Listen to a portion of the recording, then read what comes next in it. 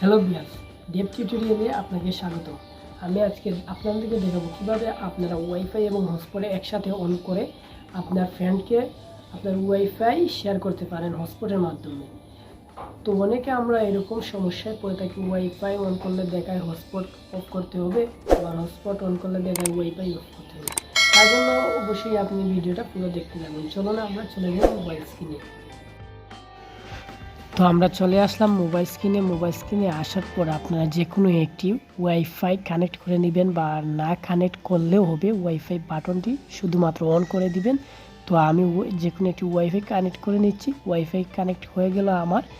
তো কানেক্ট করার পর আপনারা হটস্পটে ক্লিক করবেন, দেখাবে যে টার্ন অফ ওয়াইফাই, মানে ওয়াইফাইটা অফ করে দিতে হবে। তো কী করণীয়, তখন আপনি চলে যাবেন মোবাইল হটস্পটে, ক্লিক করার পর কনফিগার বলে একটা অপশন দেখতে পারবেন, সেই কনফিগারে ক্লিক করে দিবেন। কনফিগারে ক্লিক করার পর নিচের দিকে দেখতে পারবেন অ্যাডভান্স বলে একটা অপশন শো করবে, সেই অ্যাডভান্স অপশনে ক্লিক করে দিবেন। অ্যাডভান্স অপশনে ক্লিক করার পর একবারে নিচে ওয়াইফাই শেয়ারিং বলে একটা অপশন আছে, সেটি অন করে সেভ করে দিবেন। বেশ, আপনার কাজ হয়ে গেছে। এখন একসাথে আপনি ওয়াইফাই এবং হটস্পট অন করতে পারবেন, এবং হটস্পট অন করে আপনার ফ্রেন্ডকেও আপনার ওয়াইফাই শেয়ার করতে পারবেন।